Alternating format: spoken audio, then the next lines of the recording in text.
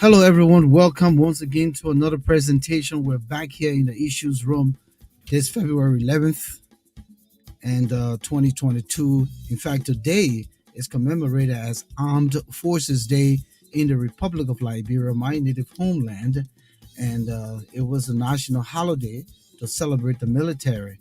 And I believe there were prominent pageantry and dignitaries from across the world may have gone by to celebrate with the Liberian government. So we want to say happy Armed Forces Day to the military of Liberia and to the citizens and people of the Republic of Liberia. Welcome all of you from our end. We're here in the USA, and we want to say welcome to all of you out there in Asia, in Australia, in Europe, in the Middle East, in Africa, the motherland, also here in the US, Canada, in cyberspace, on the moon, on the oceans, the rivers, the desert, anywhere you can pick up signal. We say good evening, welcome, Honor B. We are from Lower Margibi County. Good to have you in the house, the first man here tonight.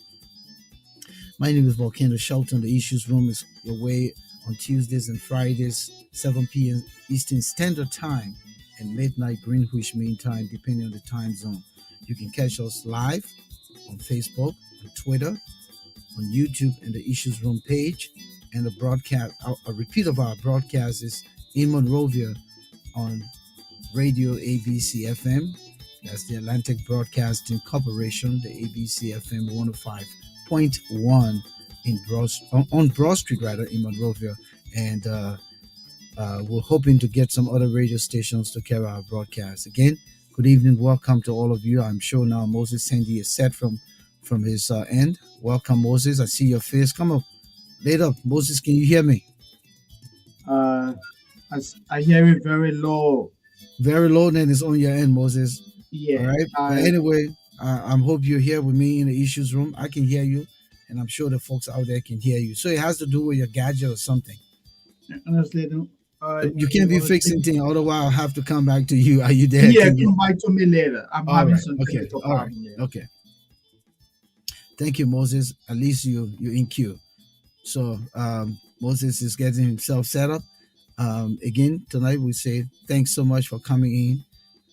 Technology has a way of, holding us hostage, but I'm hoping that Moses can get himself clear where he is. Well, trending news. President George Manuel Weah is now, I believe, I don't know if it was black belt, green belt, blue belt, whatever belt. You all saw the president in his regalia, his karate regalia. He was presented, I believe, his belt, and he had to showcase his little kick move, and we called it the T-stand, and he stepped back and did his thing. So, I guess the president wants to do everything because maybe it's who he is. So I was thinking the next thing he will jump into would be bodybuilding. But the only, apparent thing that I can see is that the president is not in shape and he wants to fight karate. He needs to wear the workout. He needs to slim down and trim that stomach. Hopefully, and be prepared, because Yaka Koluba has been slender all his life. Yaka Koluba being in the house for all these years, he ain't got no stomach. I guess because they're not paying him his salary, so all of that weighing on him. So it's not easy. But again, I just thought to throw that out there because our president is now in karate, so we're looking forward to him going into bodybuilding. And after that, I don't know what else. But again, that was trending news. A lot of you saw, his outfit on social media. People commented. Some people say he got too much time on his hand. And what is amazing is that the president, prior to being president, he didn't do all these things when he had all the time on his hand. But now he's in the office, and for him to focus on the welfare of the Liberian people, run the country like a president. He's doing all kinds of, trivial things, not kind of conformed to what the president should do, particularly when he comes out to display and openly, showcase these things. I don't have problem with the president doing a lot of stuff behind the scene, but when he come out to the Liberian people and you got cabinet minister and all Cherry and the Jazz in the crowd, they are the one pumping him. So many of these people are just being the crowd are telling the emperor you have clothes on, but the emperor is naked. So that's the situation. But tonight conversation gonna be interesting. We're here last weekend we said we wanted to talk about a very major problem in our country, a very, very major problem. And this problem, if it's not addressed in the soonest possible time, we run a serious risk of something major to happen. And it's paying attention to our young people, the generation that fought the Civil War, the generation that came around 1985 to 90 when they were 5 years old, the generation that came from 1990 to now, about 31 years, going 32. Uh, that's a lot. That's a lot of people within that crowd group. Some of them considered to be youth. We would think that the youthful age of Liberia is 15 to 24, but some of these people are already adults with grandchildren, but because of the constraints and conditions they're faced with, they just put them in the youthful population and they call them Zogos or at risk youth, I would like to prefer to call them. And that's a bigger population, a big chunk of our population in Liberia, a serious chunk. And if you looked at the promo the other day that we played or we cut for this broadcast tonight, we featured some of the major players who are responsible for the condition of these young people. Prince Yellow Johnson. If you look at Prince, or rather Yomi Johnson, I'm not sure if it's Yomi or Yedu or whatever, but Prince Johnson in general. If you record some of his pictures, he had public child soldiers, and one of the pictures we featured, a little boy was holding some heavy weapon, could have been Kalashnikov, what we call AK-47. And as I was producing this promo, I was thinking, where is this kid now? Is he a man? Is he abandoned? Is he dead somewhere? Can Prince Johnson account for this boy? Because if this young man was right next to him when Doe was being slaughtered, you can imagine that means this young man was close to him. But where is this child soldier? That was the first thought that came to mind. Is he abandoned somewhere? Is he a part of the Zogo, population? And it's unfortunate. So you realize that a lot of these young people are where they are today because of, again, child stiller.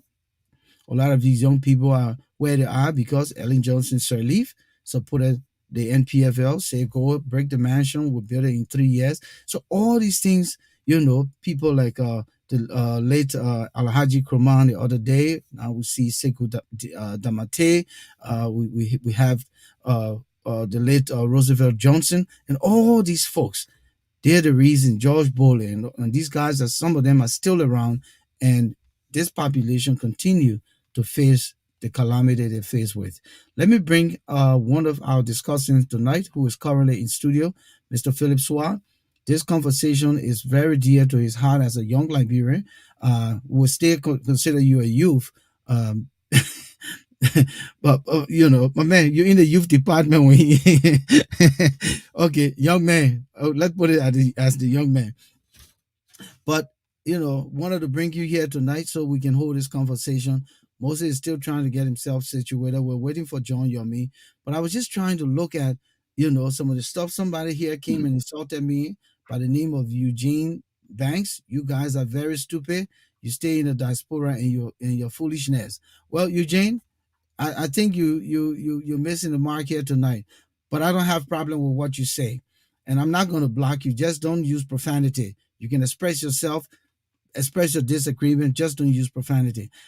The conversation here tonight is not about Eugene Banks. It's not about Volcano Shelton. If I didn't think that it was important, I wouldn't have this conversation. I wouldn't bring important people in the studio to talk about this, because I myself was once in that category.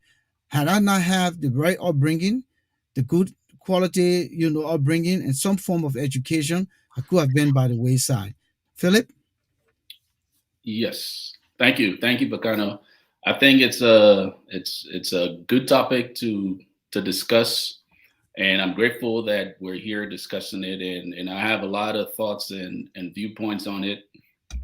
And to your earlier comments about how we got here in the first place with a large population of young Liberians who are at risk or disadvantaged, I would say I'm trying to coin a phrase, disadvantaged potential, because that's what they are, right? And so I'm really looking forward to the discussion tonight as we go about giving our points of view on what some of the solutions are. And I think it's so important. And at this time in our society, there's nothing better than the very gem of our country. So let me bring in John Yormie. I see everybody keep going in and out. John, I hope you're stable now.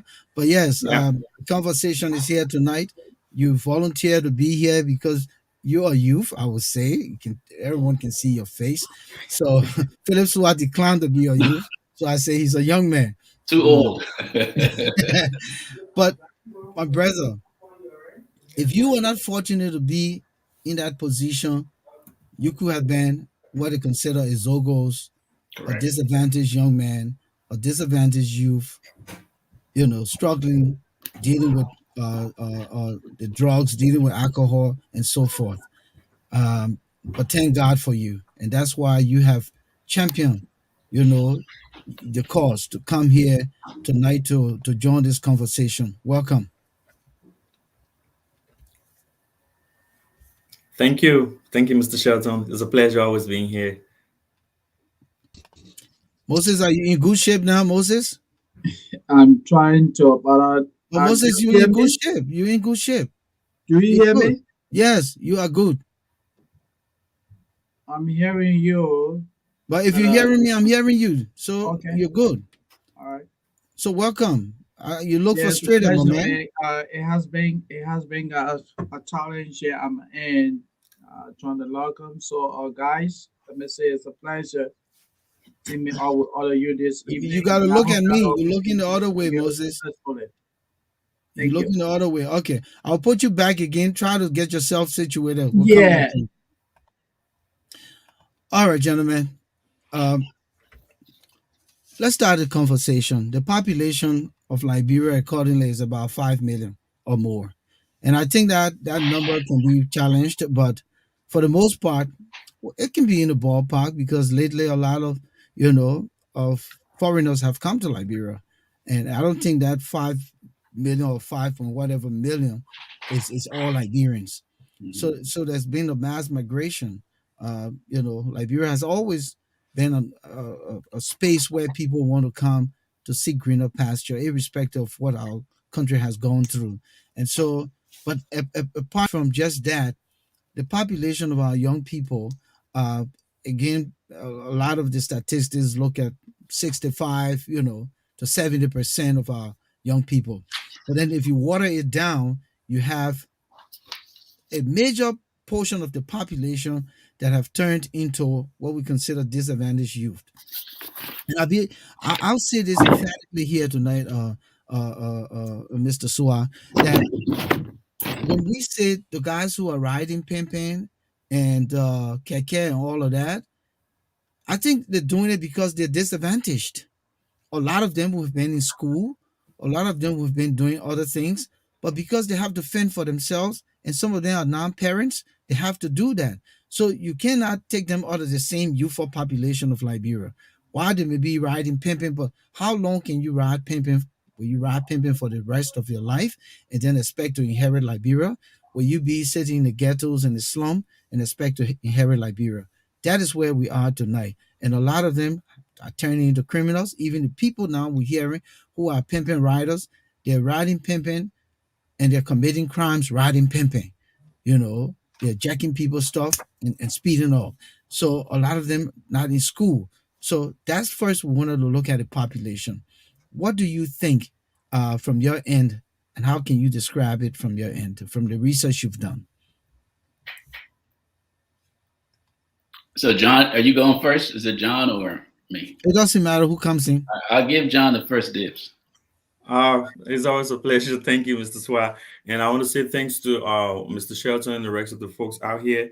This is a topic so dear to everyone who wants to see a positive Liberia. Now, I can only say I want to begin by giving the focus of what I want to make as a guide for my discussion, and I want to look basically on the background and the origin based on measured assumptions, because I'm trying to make a disclaimer here because not too many studies have been done in our country, and we don't respect the aspect of research and development. And I would like to mention how we are one of the few countries in the world without a research and development budget within our national budget system.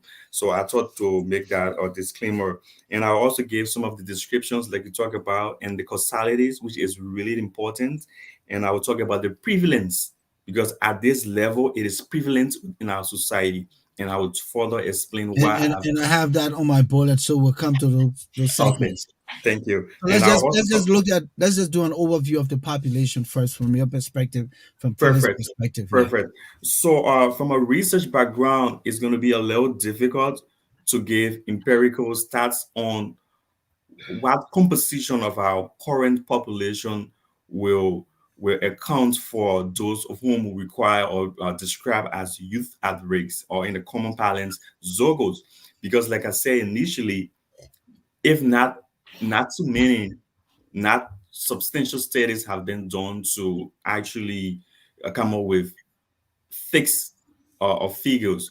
But from another acceptable aspect of research that talks about participant observation, we all see, I mean, every community is hosting a good number of young people who are within that category across the country. It is safe to say we are losing a significant amount of more than 15 to 20% of our population. I can safely say that more than 15 to 20% youthful population are within that category directly or indirectly.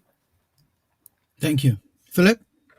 Yeah. So I think where we are as a country, we're at a crossroad, right? When it comes to the disadvantaged youth, largely because we have a very large percentage of our population that are below the age of 35.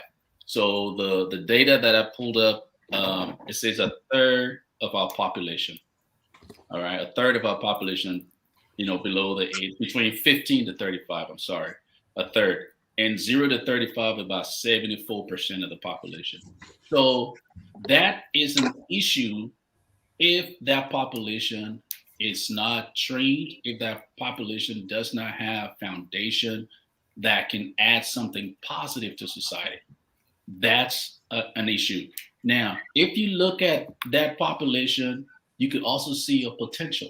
That's why earlier in the program I said disadvantaged potential, because you're looking at the future of our country that we can now mold into where they can help benefit Liberia the most. If you look at what we need to get out of our current problems in this country, you look at agriculture. That's a labor force potential if you train in. You look at the infrastructure development that's needed to bring Liberia into the 21st century. You need a workforce. So you need trained, skilled people to do work. One of the big things you keep hearing about in Liberia, we need to construct roads. Well, who's constructing the roads? Who's doing some of the work in our country when it comes to infrastructure development? We're bringing some of the workforce from outside the country, right? If you look at, last time I was in Liberia was probably 3 years ago. Yeah, 3 years ago.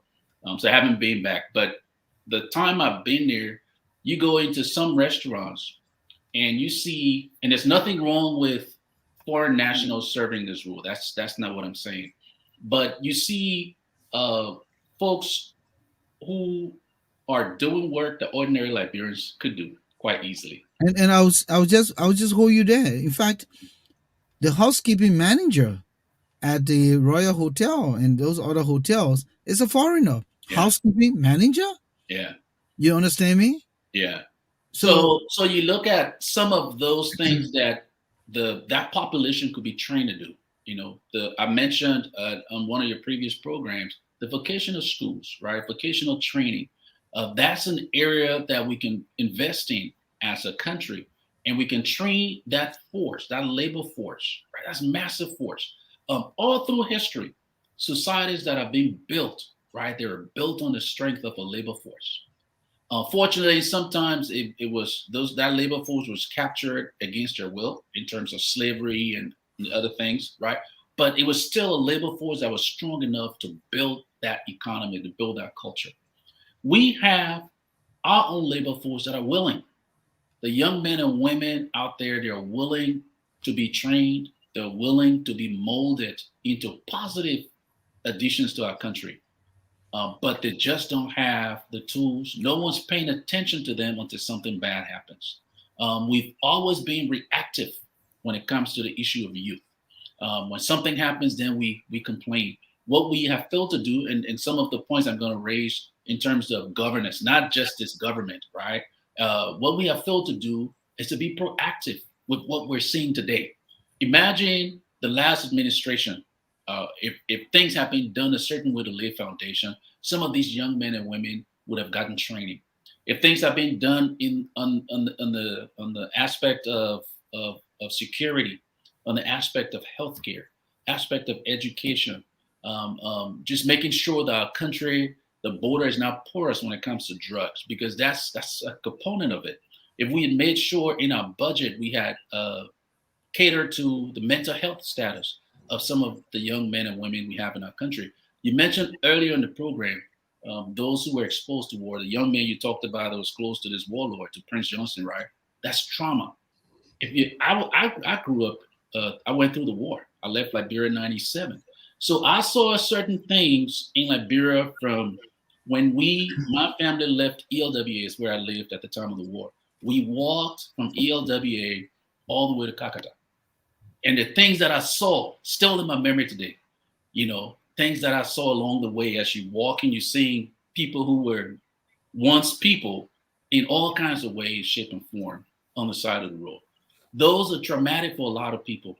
And if you're a young man who partook in the war and you started using drugs to cope with some of the challenges of being in that situation and your whole formative life, And Philip, just to add, they started to induce drugs so that those young people could be brave to go to exactly, battlefront and to carry out the heinous crimes against humanity. And correct. so that drug usage started from the battlefront. Correct. And that's my point, right? So now we've introduced drug into the society to carry out selfish aim and accomplish. Well, that young man, if I'm that young man that you described earlier, now the war is over.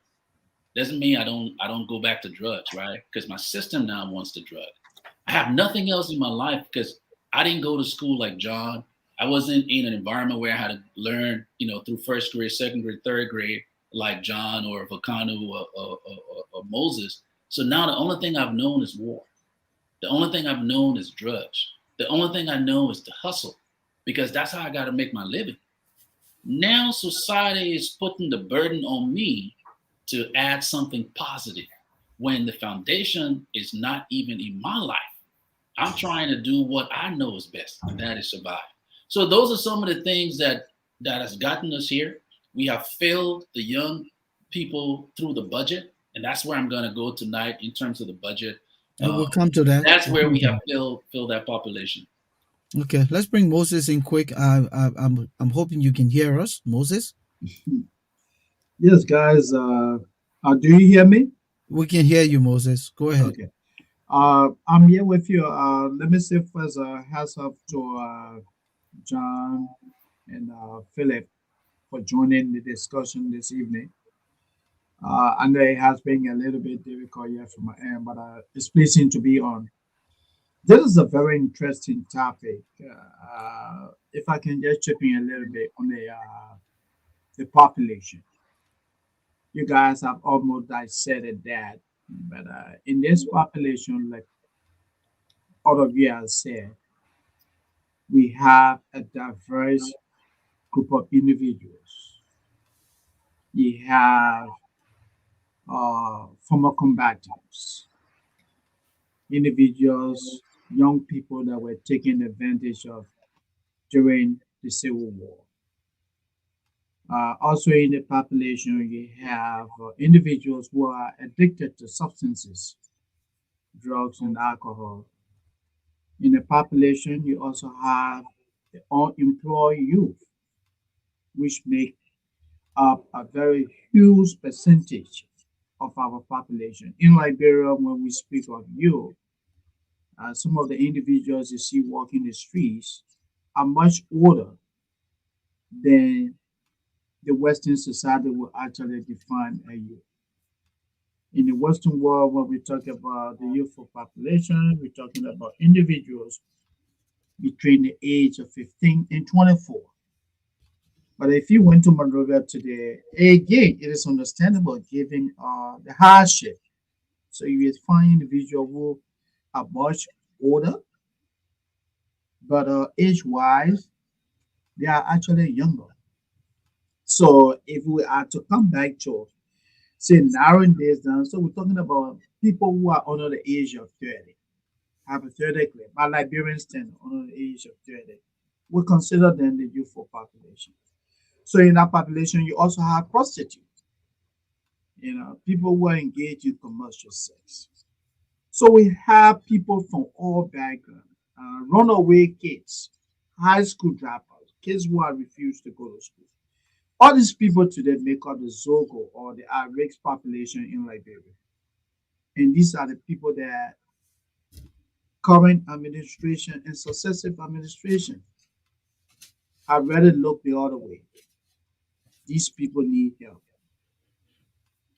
Thank Unless you. these people are given the help they need, the future of Liberia remains bleak. Okay. And that's true, and that's absolutely true, and that's why I think this conversation is not tonight, and it's not tomorrow. It's the days to come, the months to come, the years to come. Particularly, uh, our country going to be left to them. And imagine if nothing is done. These guys who are enjoying, I saw them arguing again in the House of Representatives today. Carrying on. The people don't do nothing. They're not working. What are the bills they're putting forth to help with this population and many other things in the country? So let's look at some of the causalities, and let's start with you, John, since you have already outlined. I have some bullets here, but let me just see what you have there, and we can compare notes. Yeah, thank you. Firstly, I want to lay a premise on what I would call a re-emphasis on not so much available data because we've not focused on that. And that is a primary failure for the previous government and the current government. And I will a lot of time try to make more emphasis as to why it is important because the demographic composition of that population is important. We want to know how many people must have gone to school, how many people have never been to school, how many people are willing to go back to school, and what kind of programs we can tailor for the select composition of that population. I will talk a And, little. and, and I like that. I like that because some of the videos I've seen, some of them say I'm a college graduate. Yep. Some of them say Yep. I'm a high school graduate. Some of them say I just want to learn trade. I'm too old for school now. Just put me in a trade place. So you're very right. We need to dissect the population, break it Sure. down to see who's where, who are Sure. already parents. Sure. Because when you take the man away from his family to give him skills, how does his family get cared for? So all of those things Sustainability are really issue. important. Yeah. Yeah. Go ahead. So moving to the causalities, I think the bigger picture goes to our civil war. And some of the data that I put out, it tells you that there were two important periods during the Civil War. Like the first Civil War, a significant amount of those who were actually engaged in the active combat were child soldiers.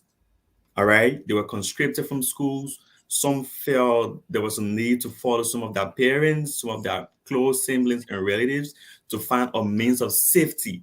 So they were being pulled out into mass violence and they were into active combat. And there were a good portion of that population not directly involved into active combat, but were associated with offering services like doing laundry services, like going to getting food, like doing preparation of food, Toting and they the were being, ammunitions. yeah, and refilling ammunitions to weapons to be carried to the battlefront. They were equally victim of the circumstance. All right. Then we saw the second wave from 1997 up to 2001. So that tells you the actual major root cause was the breakdown of rule of law in our society, and structural violence taking preeminence over the actual civil way we used to live. If you talk about traditional Liberian style, we're talking about civility, we're talking about humility, we're talking about respect for the elderly, we're talking about that communal life, that you can go to another household and feel comfortable and feel secure, and everyone is openly interacting with limited sense of crime. You could leave your soccer boot on the pitch and go back the next day. Somebody will be like walking up. I saw this like yesterday. Who is it for? But not now that you're gonna leave your cell phone, I even mean, in your vehicle. what you call cell phone? The light bulb that's supposed to shine outside for everybody to see. The people can take the light bulb and carry it. Let me tell you Yeah, something. Another thing that people did, the hot water sitting on the coal pile, are there waiting for my little water to get hot for me to take back. The man emptied the water, carried the coal pile, carried the hot spot, and went by his business to go sell it to red light. that's how Wow. our I'm society serious. I has came outside, been. no water. Water gone, So coal pile gone, pot so gone.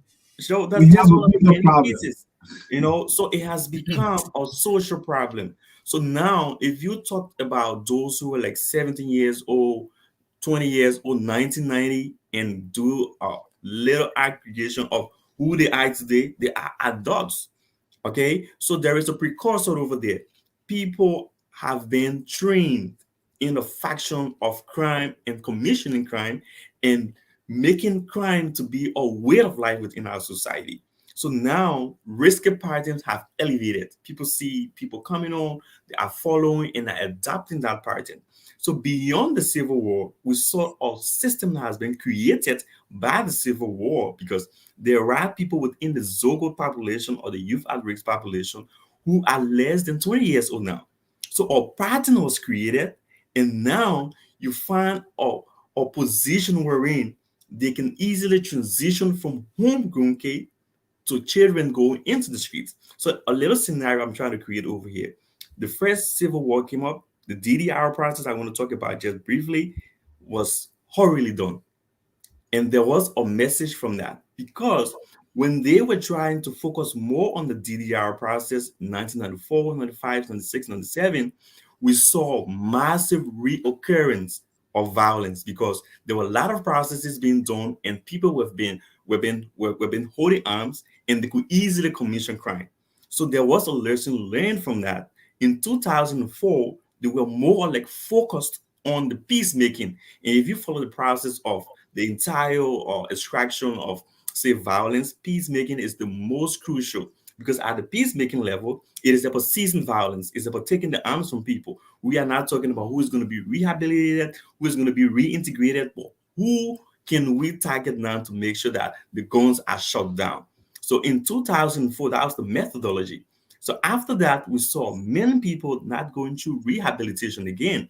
So they have also or compounded the initial phase of those who were not actually drilled through the process of rehabilitation, and set up a system of a very contentious society of high risk. So now you have the vulnerability of young people. We see a decline in students going back to school. Access to education is very low. It has shrinked very significantly, more than 60%. So now people who are not going to school, where do they go? They go back to the streets. And currently, there are young folks who are doing motorcycling, and they are not skilled enough.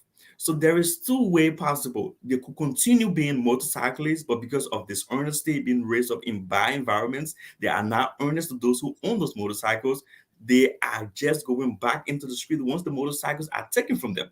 So you see a huge pattern of between limited alternatives and no alternatives, and seeing the street as the best haven. So you find somebody that is just going to the street with no institutional or faction, just going local. He's on the broad street. He has no ID card. He has no institutional association. He goes to Broad Street. He loads a car. up to 9:30, 11:30. He cannot go home because there is no home for him, by the way. And he finds a safe haven in the nearby ghetto where he's welcome. And he also starts to find a way to survive. And his survivability is based on crime. So there is that incremental pattern of people living from a regular safe haven to a very open and vulnerable society. So what I could say, the prevalence has significantly increased. And like I said in the previous show, there were people who were recruited from the DDR process. I just want to give you a few statistics over here. So, like you see in 2007, all right, we have had up to 100 101,874 persons who have completed training within the DDR process. All right. And of that, in fact, who have been disarmed. But of that population, only 66,000 of that population must have gone through any form of training. So, what happens to the rest of the people? All right. So, what I'm trying to lay a foundation here after all of the major. In fact, when you talk about the training aspect, how much of the training? That's why there's a lot of recidivism. So I mean, how much is the training? And take $50, take $100 there, go start your life. Because a lot of those guys, and I just wanted to throw this in quick. A lot of them fought the war. A lot of them had military minds. You could have recruited them to build a vibrant army, and they would have had salaries. Even the $150 the man getting, he's in the military. He's impressed that he got a job. But they said they wanted a brand new army, and then they decided to pick who they wanted. So that was a cherry picking army. For And so right sure. now the army is about 2,000 on a 3,000. Under 3,000 for the whole country of 5 million. Can our So army do anything to protect us? underestimated. So just another one to Tell talk me. about. The stat America, shows who that depending on the fight for, we not forget what America did is in our Civil War. They left us. Sometimes I throw the humor in here so that we really wake up and think. sure. So we So really 40 wake up and think that army is under 3,000 men. Can that army protect the length and breadth of the Republic of Liberia? that is Today hard is celebrate question. Armed Forces Day. Yeah. Yeah. So, like I was just trying to conclude, 40% of that amount of people said they wanted formal education. All right. And 60% said they needed trade, they needed, just sort of other technical vocational education. But it will really bother you. It will puzzle your mind that how much efforts were being exerted to make sure that those who have expressed their interest for any kind of formal education or training were being taken into the classrooms. All right, because we felt it is not an issue of national concern. Once they have been disarmed, we've gone through the peacemaking process, the peace building process, which is the most important aspect, because in conflict resolution, the peace building aspect is that aspect that talks about how you train the risky population of not getting into activities that will cause the society to revert to violent conflict. So the rehabilitation is the major aspect, and the reintegration is a major aspect. You understand that less than 100 persons were being reunited with their families. All right. So it became a major problem, and that pattern has been going on and on. And the few persons that were being taken into homes like Don Bosco, after finding like dried up, they had no other option but going back to the streets. So usually you felt that the level of insecurity was usually around the Carey Street area or the Broad Street area, and they could easily be traced from data and statistical analysis from crime reports that those were people who have left from the children provision unit actually at Don Bosco. So you found out that that group started to expand because people felt like new people identify with them, they welcome new people, and all those who were like homeless saw going to the streets as an alternative. Now it has grown out from just the Don Bosco boys to the Zogos, and now the Zogos are recruiting people massively because they find a way to protect these people and to support their criminal activities. So every community has a chunk of Zogos, and whenever a new member comes in, he feels secure because he has no parents, he has no easy way of having actual sustainable livelihood because he has no skills. What has been the problem? Like we talk about the causalities, the war, and beyond the war, new breed of these youth at risk have been indoctrinated on a foundation that was created by the war because there are people who are 18 years old. They didn't fight the war, but there is a condition falling off from school, having a risky pattern, and just having a life that survived by crimes and the consumption of alcohol and drug. All right. So if that linkage is delinked, then you find out there is a means because just before I can conclude, if you are solving the problem of getting out of the street, you should also solve the problem of the causalities. Other than that, it's going to be a vicious cycle. You take 10 out today, another 10 goes back to the street. So I just thought it was important to lay those Let foundations. me just throw some of the causalities here that we have on our end. Uh, we talked about the successive governments in the current government, insensitivity to the plight of these young people, have not put in any incentives to incentivize any kind of robust training to build a capacity. Somebody asked, what's the purpose of the gender ministry? Actually, the gender ministry has a part, but it's mainly the Ministry of Youth um, and Sports. But even if we can't face our own stadium, they have to take our game and carry us out. And what is the Ministry of Youth doing with the sports part? Needless to say, it would do with the youth, And But that, just to join me, Mr. yeah. Sheldon, just to join me a little bit of information over here. The Ministry of Gender was revamped, okay? And they added Ministry of Gender, Children, and Social Protection. So on that web, there is a huge responsibility of that ministry for the youth at That's why I risk. said they need to collaborate with the Ministry of Youth. Come in, Yeah. Moses. You were trying to say Yeah, something. yeah. I just wanted to add on to what you said, Volcano. The situation with the so-called or the at-risk, population in Liberia is so sad, Volcano. The 2022-2023 national budget of Liberia. So I'll let you go from there. Philip will come in because he was coming on the budget part. So just continue. Yeah, Just take in off. that budget, Volcano is so sad. The Ministry of Youth that has a responsibility of catering to the young people of Liberia, designing programs, putting in place interventions to help these people get off the street. In that budget, the budget itself is more than 786 million US dollars. And in that budget, unfortunately, the Ministry of Youth and Sports, the annual budget is a little over 7 million US dollars.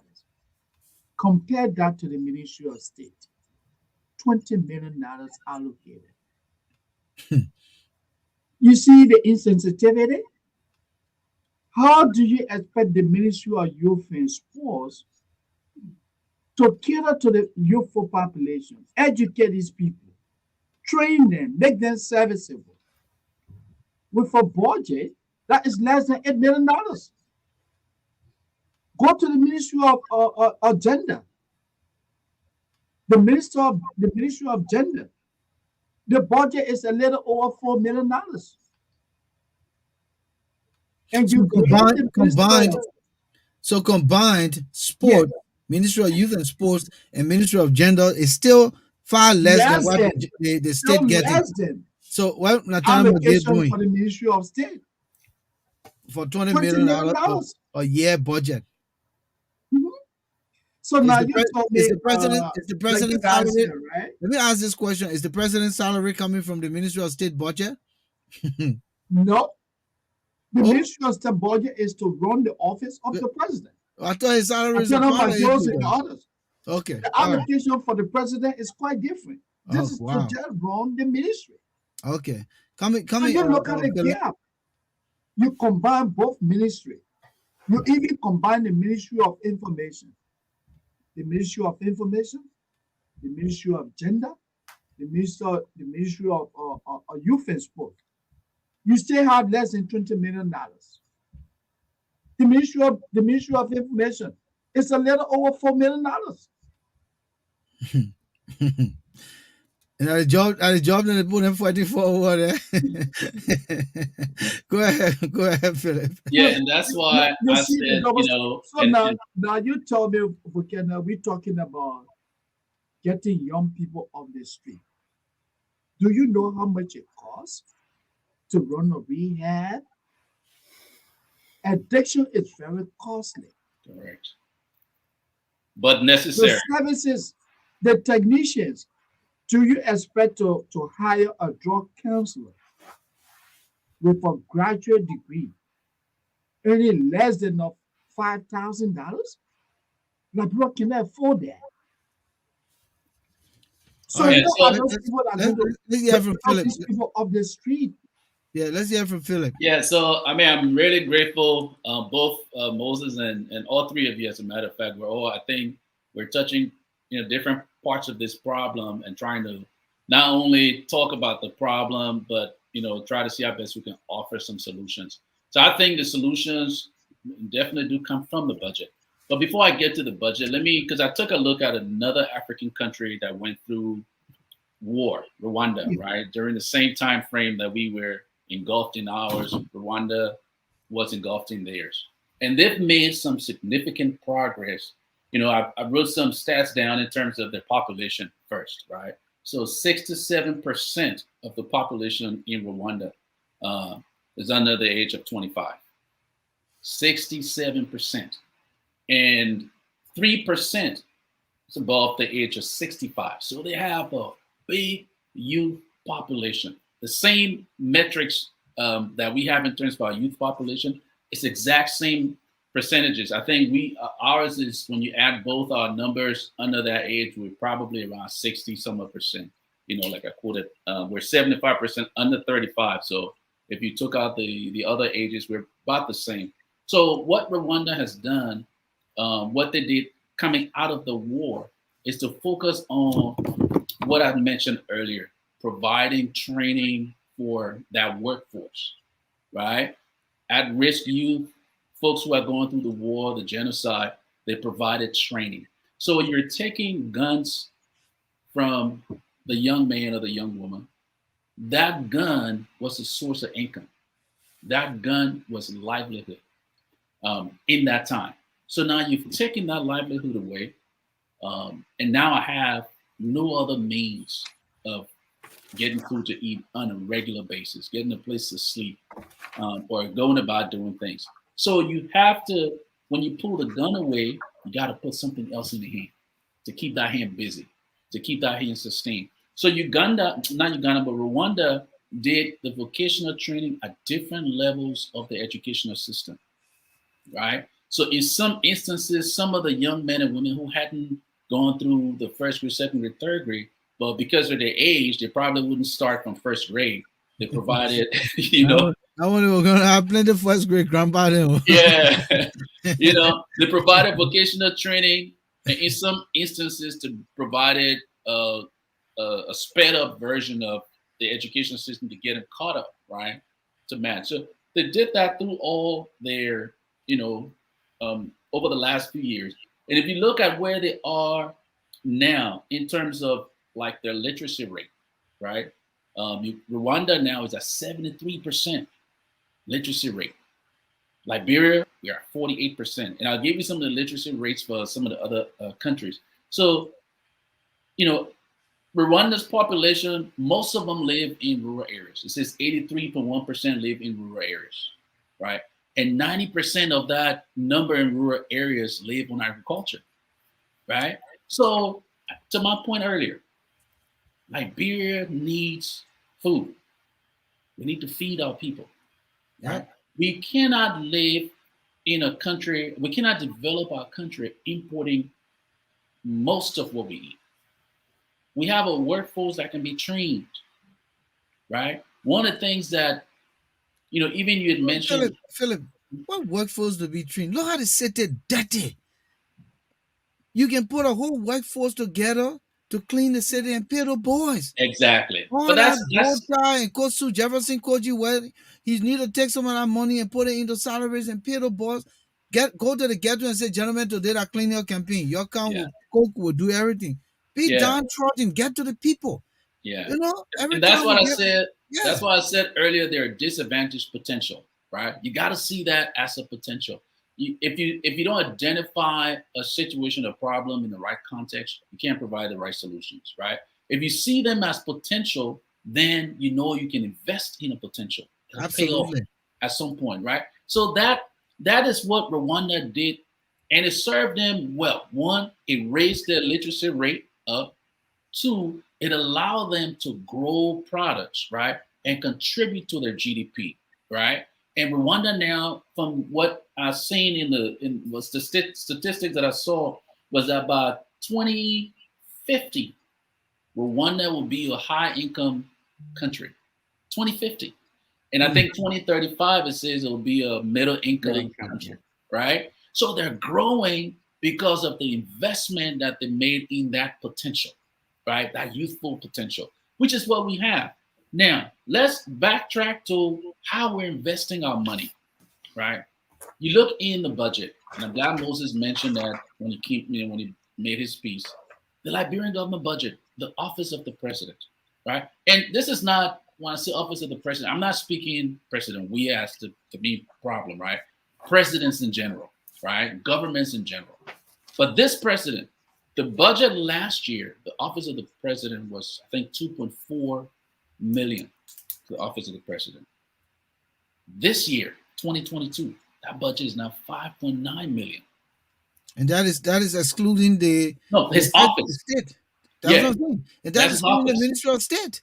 5.9 million this year, 2023 and 2024. If you go into the national budget, 5.9. So it's relatively doubled. And I wrote some other numbers down in terms of the budget, and it'll kind of give you an understanding. And I'm not giving these numbers to point fingers at the blame. We got to look at this through the lens of where can we find solutions, Yeah. right? Because we need money to handle the issues of disadvantaged youth, right? We need money. We need to provide training. It costs money. The vocational schools, you're not going to charge them, because they don't have resources. So you got to give them some incentive to be there. All of that costs money. So the issue is, where do we get this money? While we're talking this, I just it been boiling on my mind, and I want to just throw it in so our viewers and listeners can hear this. Mm-hmm. President Weah built the market at Ominga. The people have refused to go to the market because they say the red light is the hub. They said when they go to the market at Ominga, the Lebanese and Indians who are at the red light are selling the price of commodities that they're selling at a retail level. They're selling this the same. $5 for it at the red light and $5 for it at Ominga. Who will want to go all the way to Ominga to buy? So that people start coming back to the red light. But instead of using that building for market, that building can be like the LOICs we had, the Lutheran Training Institute, and all these kinds of vocational programs. The president just built a brand new market in Douala, and I was giving credit. Nice, state of the art. But how many people are going to go in there? The people want to come on the sidewalk, if possible, on the car road to sell. Yeah. So use some of that money and build facilities to take care of these people rather than building market grounds where people don't want to go into those markets. But I just wanted to throw that so you can start thinking, So that's a good point. That's a good point. But if you look at, like you're saying, building some of these facilities, building the training centers, funding that, where can we get the money from? So these are some of the statistics I'm trying to pull up here. So for the 103 people that we have in our legislature, right, the senators and representatives, the budget to handle them is 54.5 million. We need to go make noise all day. The making force. 54.5 million. So if you have a leader, a president, right, who can take the first steps to manage or to reduce the burden on the executive side and say, look, I'm gonna, instead of doubling the money for the office of the president, right, we'll take that extra 2.5 million bucks and we say we're not gonna add it to the office of the president. And you go through the line ministries and shave off portions of those unnecessary spending. No layoffs. You don't have to lay off because the burden the salary burden for the country is not in the average civil servant's pay. It's at the top tier. That's where the bulk of the money is. So if you shave off the executive and say, okay, I'm able to shave off 20 million, right? By getting rid of, we're not ordering no more cars for officials. We're taking that out. And the gasoline, for example, I found fuel and lubricants for just the legislature, 3.1 million. Just fuel for not generators. Well, For the people cars. putting the gas, they putting the gas live in a pocket and bluffing and giving it to the girlfriend and thing, my man. Yeah, Look, 3.1 million. man, I'm telling you, I will not be afraid to open my mouth to talk because it's about Liberia. Yeah, I mean, we're not criticizing any one Yeah, individual. it's the truth. System. 50 And if you some look at- million dollars and you're not providing anything. All they do in our legislature just yell, cuss whole day, filibuster, argue among themselves. Then they say they're having session. Then from there they pack their bags and go home. Yeah, And they're not even going back to their constituency. So why are they having all that gasoline? and I'm Why they glad having you all those mentioned gas constituency. I'm instead glad of you passing mentioned around in constituency. Monrovia? I'm glad you mentioned constituency because another thing we need to, I mean, that's a line saving here. The constituency visit for the legislature, 960,000. So you're paying them their salary, right? You're paying salaries. You're paying them, giving them gas slips, 3.1 million. And at the same time, you got a budget set up for them to visit their constituency. So if you look at just between the fuel and lubricants for vehicles and the constituency visit, that's $4 million right there. Now, it's not blaming the legislators.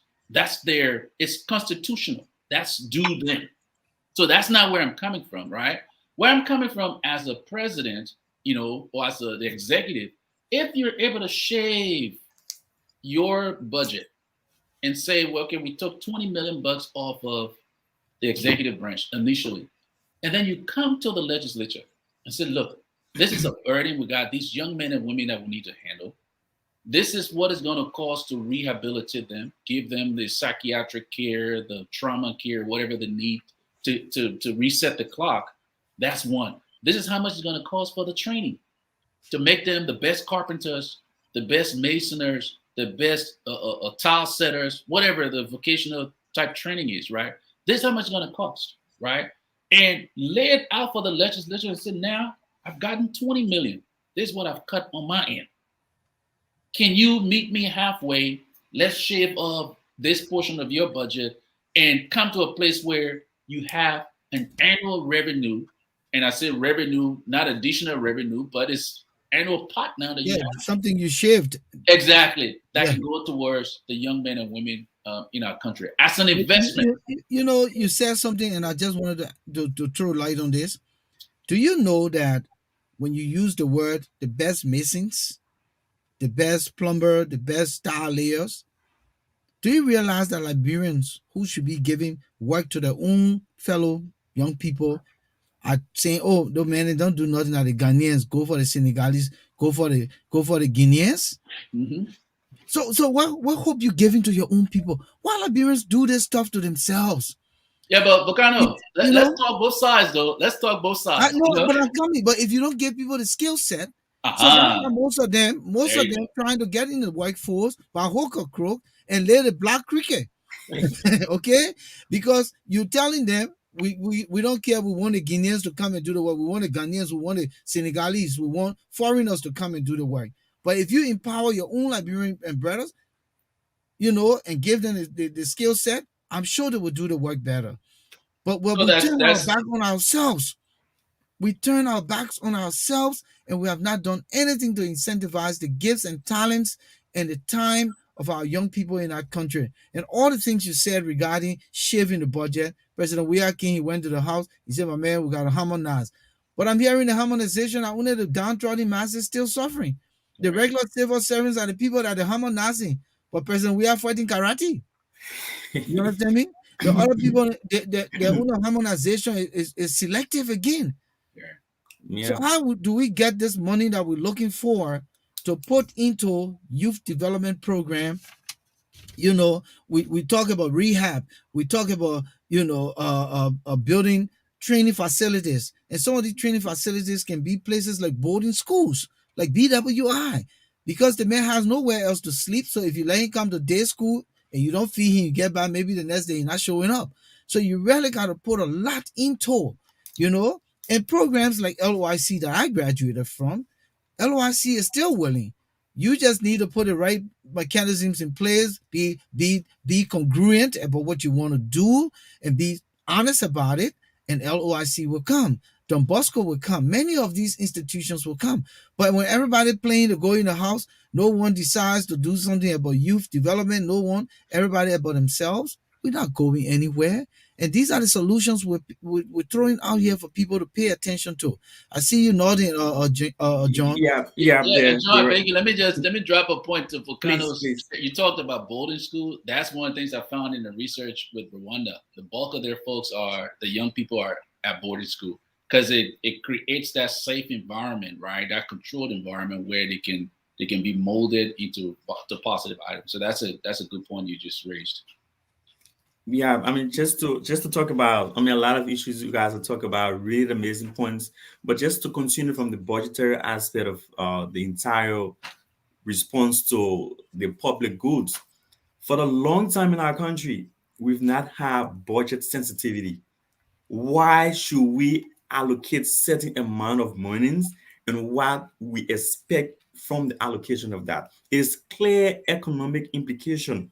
So from the presentation of the budget, from the Liberian budgetary aspect of was 10 points, you find out that the executive presents a budget to the legislature. And under our constitution, all financial appropriations and all financial agreements should emanate from the House of Representatives. They have not been very robust. One point in time, I talk about the Legislative Budget Office because UNDP and the international community have realized the politicians will not have the time to actually go through the scrutiny of those budgetary processes. They funded that office with significant amount of money to make sure that they can play a role in identifying gaps, loopholes, and recommend for making sure the These budget things are corrected. can be done. And that aspect of the political will be done by the politicians just to sign based upon the constitutional procedure for the adoption of the budget. Hey, again, like I said, there is a constitutional requirement.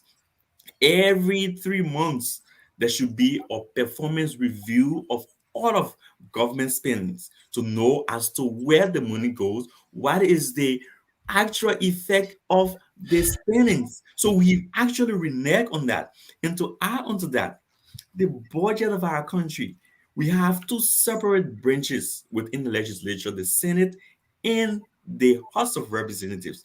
But for the past few years, I'm not sure into a particular regime. I work in the House for some time. They have become so reluctant.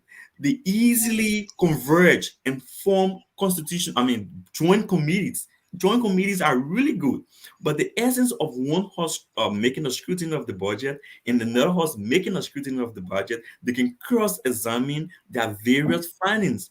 But if for any reason, out of emergency, you can have a joint committee to actually scrutinize the budget. But it has become a pattern. It has become a regular way that a joint committee would just be organized and you wouldn't have the the House of Representatives separately going through the budget and the Senate separately going through the budget. They just go and decide and make a decision. So a lot of things that come from the executives just go through easily. That's why you saw the current Mita Steel agreement.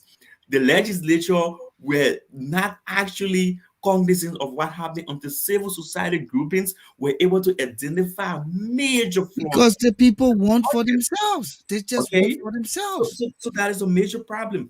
Talking about some of the processes in Rwanda, I can say to you and the rest of the people, all of these measures were being advised by the international community. You have the LOIC, you had the Don Bosco, you had the Salvation Army, were institutions that were set and funded significantly, but the lack of political will. We Correct. didn't see it as a problem. Correct. All right. The political will that should have ensured that these people living from the process of disarmament should have gone through demobilization first, disarmament, and rehabilitation and reintegration within the society. They didn't see as a problem. We've taken the guns from them. We have our major jobs. We've done power sharing. People from Model, people from Lloyd, people from the government side are having lucrative job at LPRC, at the National Port Authority, at several areas like RIA. So the rest of the people no longer have guns. So we don't care about it anymore. They pose no more risks to us as far as physical violence is concerned. But in terms of how structural violence, we again remodel these people into crime that we are now seeing today. So the actual political work, Kagame saw that there was a population very sensitive to the violence. So the best way to do it was to keep them basic and give them training. And Correct. like Suah said, Yeah. so training is actually, I mean, I'm working with a lot of workforce development program. Workforce is only important when there are opportunities. Did it exist in Liberia? There were several opportunities. Take, for example, between 2004 and 2008, there were several on mill quick impact projects, doing roads, doing schools, doing commercial bus stops, and all of that. If you train, or I mean, like we said, a professional mason, he's leaving from that training and going directly and earning. He will have an entire day working and having a paycheck with him. The next thing he's going to take care of his family. He's not going to think about going back to Lofa or Nimba to be laying the butchers. No, but there was a D-link, and that gap was created. He's energetic. He's willing to work. He has no training. And what can he do? The next alternative is to survive by the closest means, and that's the commission of crime. Mhm. Thank And you. there, Let yeah, me go to intermission quick. Ladies and gentlemen, if you just joining us, we say welcome to the Issues Room. The Issues Room is an alternative social media platform here on Facebook, YouTube, Twitter, and we're also heard on ABC FM 101, or rather 105.1 in Monrovia. ABC is the Atlantic Broadcasting Corporation, and it's a radio station out there on the Broad Street, Upper Broad Street near the Ducal Hotel, former Ducal Hotel. And they're carrying our broadcast tomorrow for this program you're listening to. We come on Tuesdays and Fridays, 7 p.m. Eastern Standard Time and midnight, depending on your time zone. We are the alternative here. We discuss the things that matter. It's not all about politics, but even everything we talk about have some kind of political undertone. But when we talk because it's about our country. We're not pointing fingers. We don't care about who enriching themselves. We care about Liberia because at the end of the day, everything is temporary. But what we put in place to ensure that our young people who will inherit that country are capable and ready to work and serve and mean it, our country will be vulnerable. We have so many foreigners now thrunking into Liberia, taking advantage of the loopholes. They're the ones bringing the drugs. You know, the prevalence of widespread ghettos and drinking places all over the country. No check and balance. Everybody does his or her own thing. The lack of rule of law. All these things are the reason why we're where we are today. And again, I will call President Weah name tonight, and I didn't want to, but I will call his name. The reason I call President Weah name, he's still, I would say he's a youthful president. Go around the world. How many presidents are in his age? So he's a youthful president. And for him not to pay attention to these young people, considering where he's from and how through perseverance he was able to get to where he is and he promised them, I think the onus is on him to do something about it. We'll be opening the lines in the next few minutes, but in the meantime, gentlemen, let's talk about some of the implications. Some of the implications, if we don't do something about it, it will just be a wasted population.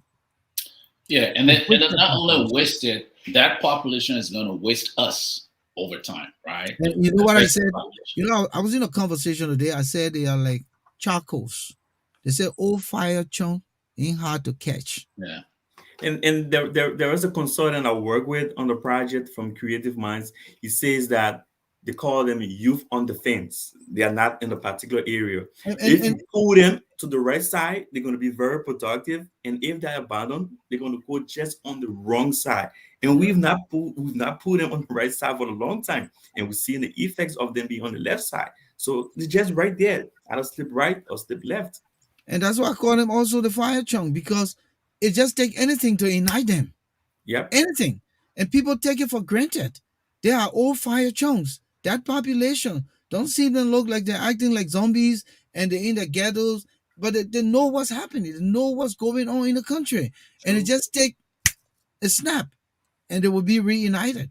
So Yeah. it's important for people to pay attention. Coming, And Phil. that's the thing that's scary and should be a scary situation for all of us. Even for those of us who are maybe out of the country for now, we're still exposed to that danger because when you visit, now you're in that population. You Yep. have family and friends back home, they're in that situation. So it doesn't make you happy either. And one of the things that I would want to say to those who are in government or those who are supporting this administration, um, let's step back and leave the politics out of it, right? Let's leave that aspect of it in terms of the sectarian politics, right? You from this party or from this party. Let's look at the fact that even if you're in government today, when you leave government, what society will your grandchildren be in? Mhm. Let's look at those who were in government in the 80s, in the 90s. Their kids and grandkids, or even themselves, they are now engulfed in the same problem. They're living this problem that they fail to correct. At the time, they could afford because they were in government. At the time, they could afford because they have money. Now they're out of government. They're out of money. Now there's no light.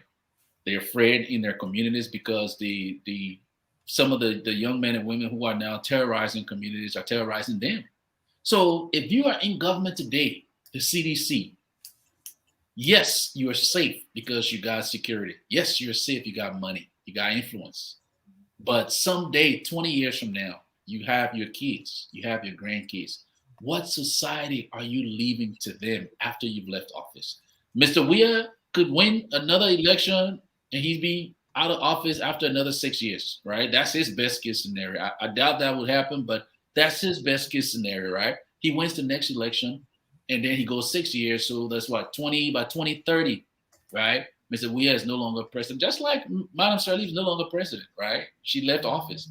What life are you leaving your children, your grandkids, or yourself after this president leaves office? That's why we got to fix this problem so that when you leave office, you can live a better life than you would ordinarily not do if this problem is not Let me fixed. take this caller quick. The caller calls from, I believe, Maryland 0321. Welcome to the Issues Room. We're discussing the topic on at risk youth. What are we to do with our young people who are in a terrible shape as a society and including the government of Liberia? Your name? Well, this is John Mawolo. Uh, I'm calling from Maryland. At risk youth issue is a serious issue and has been for a while. And that's some of the problem with our government. We don't know what to prioritize. These children or these people have been in all kinds of situations and their lives are in shambles. Now they say he who is down fear no fall. The guy is there.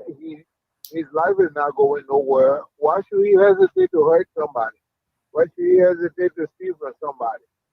It is the government's priority or prerogative to make sure these people are either put in a home, medicated, or whatever they need to do to keep them off the street and keep them sound. Most of these children are smart. They sound. Some of them are even college educated. But to just leave them, and then when it's election time, you go back to them. The first thing is that the drug they're taking, where is it coming from? Correct. Has the government done anything to stop it? So to do this thing, they got homes, they got places, they got locations in Liberia. They say one is in Bentor, and the other one is where they used to have Boys Town. Why don't the Ministry of Youth and Sport, in collaboration with the City Hall and the Ministry of Health, take these people to these places, and even if it means import psychiatrists and psychologists to deal with these people issues and try to solve it. Thank Is you. the interest there? I don't know. I don't think so. Thank you. Thank you for calling, caller. All right. So talk about shaving, some of these folks' salary. You're giving these guys all this gasoline, but then you want somebody to come work pro bono, a professional person, to come work pro bono. And Yeah, yeah, they're working human services. It's very costly. Mr. Shelton, just to talk about the sensitivity, right? There is a law on the books at GSA. When vehicles are used for at most 3 years, Yeah. it gives the privilege to the owner of that vehicle to either purchase it or it can be put into auction.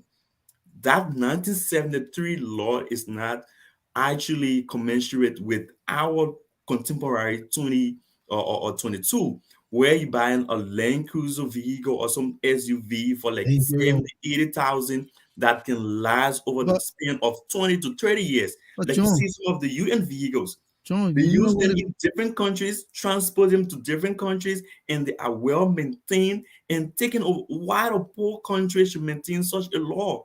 but John, do you know that they sell the vehicle in the Liberian dollar? Oh, a few $100. Yeah, it's a few Do hundred you know bucks. that they would do that and sell it in the Liberian dollar? Sometimes they would make their own rate.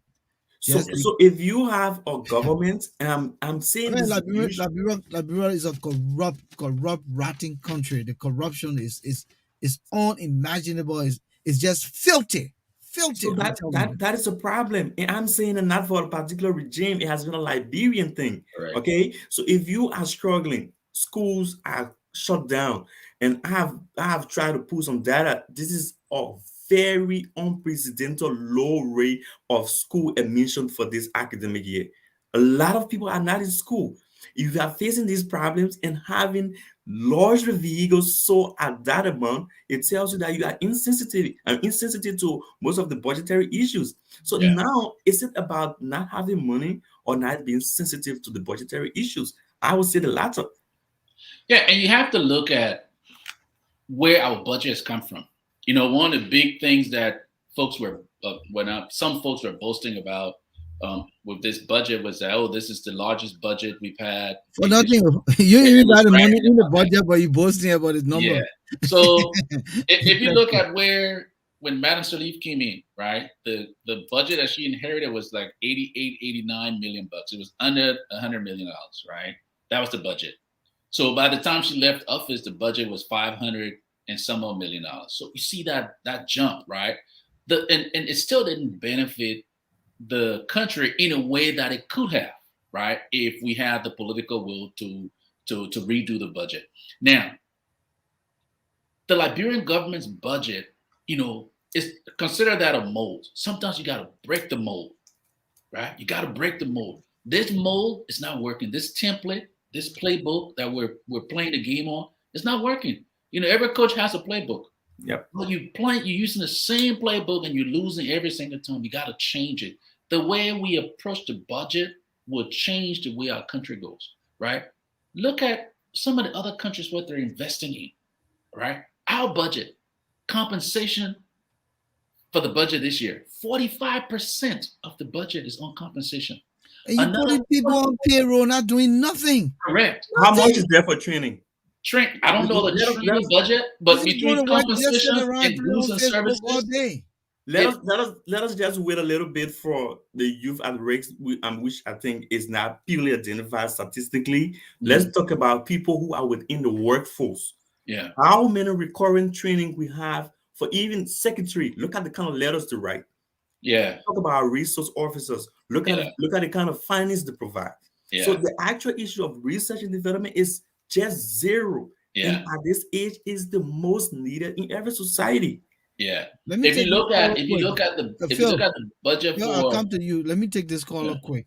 Okay. I think it's the same caller who called back. Caller, make your point quick. Yeah, hello, Volcano. You discussing the CPP and all of that today, and I keep calling, and then I nobody talking no CPP here tonight. I beg you, we're talking on our young people that they call you Zogos over there at Rick's Youth. I'm sorry. Yeah, no, I already. no CPP tonight. We did CPP last week. Oh, When CPP start acting right and getting serious, we'll talk about them. Thank but you. you need to dig deeper and get the real story and get to the people instead of Oh, well, they're well, doing I this. said we talked about them last week. When they start getting serious, we'll come. We'll talk about them. But this conversation tonight is about our young people. We're I, looking at the plight. Thank you. Yeah. So as I was saying, if you look at what other countries have spent their money You see the interesting phenomenon, Liberian men love politics so much. We on. open the lines, we're telling them to call, chime in, the number is there, 404-272-2808. Call so you can, lend your voice. Maybe some of you got good ideas on how we can hold this discussion in terms of what can be done for our young people to change their livelihood and give them something productive to look forward to. But if we open our mouths here tonight rather to talk about politics, everybody woo woo woo woo will be calling. Go ahead, Philip. Yeah. So if you look at where I go back to Rwanda because it's a we were in the same situation right years ago. Their budget, their 2022 budget, 58.7% of their budget was on economic transformation. 58, right? Then another 27% was on what they call social transformation, health, education, and and a third component called social protection, right? So between the economic transformation and the social transformation budget, they're almost like 80% of the budget, right? Spending on things that'll advance the country, right? Our budget on the flip side, 45% compensation, 20% goods and services, 65% of that budget is spent on stuff that really wouldn't add value for us tomorrow. Now, if you look at that 65%, you throw another 17% of our budget is on paying debt that we've taken on. That's still the debt we're taking on is not adding value to the people, but we're taking more debt. We're flooding more money because we're top heavy, right? 17% of our budget paying debt. So you cannot, and when you speak these things, regardless of who's president, if the next president comes in, the opposition come in and operate on the same mold, they are going to fail, and they should be voted out of office, Thank right? you. Caller from a 5694 from West Virginia. Yes, yes, man. How you guys doing in studio there? We're doing great. Your name? Hi, my name is Rudy V. Zono, calling from West Virginia. Wow, I didn't know Liberians live in West Virginia. Oh yes, we are Phil Liberia. Hey, Mr. uh, Suah, how you doing? How you doing? Thank you. okay. Yes, I mean interesting topic. I heard one of you saying that the people should leave the people. I mean, at the market, but I go Liberia No, no, no, no, no. Nobody said I'm every gonna leave people at market. I'm the one saying yeah. get it. Because I heard Mhm. that the people making statements that the people should they want people selling in the stores. They sell the things at the same price, and if they go to Ominga, people will not be able to buy from there and what have you. But the reality is that I go to Morovia every year. My mom lives up on Parker Pin area. To leave from Banafé Junction to even go to Parkapin area, it takes us like 4 to 5 hours. What is it? With That traffic? traffic, yes. Traffic is overcrowded. You cannot even get your way out. So the government making space to Ominga for these people to go there, I think it's a very they have to put their foot down that the people don't come back on the road. Even including my mom. My mom says I really. I told her today, I said, hey, you guys need to understand. You got to get out of there. That place is overcrowded. The place is dirty. You have to go to Ominga. And then with the people sitting in the stores over there, I don't see the reason why the government even have to leave them there. because they have these people in the stores there, they have parking station there, right to the same place there. The place is overcrowded. Ominga is very free. They need to break down the stores. They need to break down all those stores and send them, yes, and send them to let me say this Ominga. quick. Informed decision making. I studied public administration and I studied public works administration and local government. We have the Painesville government that should be a local government, a functioning government of its own that runs its budget, its own police department, its own different departments. But when you have a Jefferson Koji who thinks he's the doyen of all the mayors and he's not doing nothing. Oh no, he comes to Painesville and dictate. Instead of staying no, in it doesn't require dictatorship. It requires what I'm saying, proper education. They need to educate these people. Yeah, but what I'm saying is the people that are in these positions themselves don't know what they're supposed to be doing. No, they don't know their functions. You understand? And that's why everything is chaotic. Or somebody is trying to be the boss, so they just say, okay, I'm just here now. So, and that's what's happening. It's so sad that people that over the country right now, that all young people with no vision, heading Liberia. Young people. It's so sad that they are not even or jealous people in the sense that you come in the Western world, you see something and you go and you practice it in your country. No. They just got the positions for big bluff. They are not doing nothing. So it's so sad. Like I am thinking about, I said, okay, I am putting a building down in Marshall area. Marshall is the city right now. Okay. So now where we're gonna be putting trash and things? Where? That place will soon start getting dirty. People wait. Slow down here because Marshall on my farm road. You call him hold on. You call him Marshall City. When the very severe, then will soon start selling all the alley. That's what I'm saying. To get to your house, you won't even have a road to get to your house. That's what I'm saying. So right now, there's another building right before my house. Now, I was just telling people to them that he need to break a fence down because he occupied the alley. You see? And I need it. I need for car. Yes, nobody cares. That's the situation. So, but thank you so much for coming in. We're going back to our topic. We'll soon be wrapping up. Yeah, so I was going to in the direction of the disadvantaged youth. You see? I was saying you're driving on because we were talking about the market people. Right, so ahead. You see, these people, the government needs to do more because this is scary. This is very scary. These people, if they don't do something about it soon, in the next 1 or 2 years, the people will take over the city of Monrovia. Because they have all the programs. They got MVDC, they got the Boston, they got BWR, they got all the places. They need to do something. Do you listen to this girl called Lady Pizza? This girl was on the street. She was doing drugs. Somebody listened to her singing and took her from there. See what she's doing. She's singing. She's out of the street. These people are all people with talent. Thank you. The government needs to do more.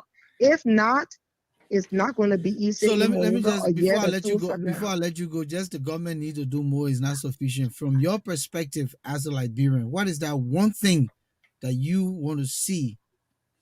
I want to see for all hands on deck. Okay, including my own. Including myself here. Okay, that's what we're doing. I want to hand on deck now. We're talking about all hands on deck. They need to create awareness. But again, the drugs coming into the country, how the drugs coming into the country, they are not applying any effort to stop this thing.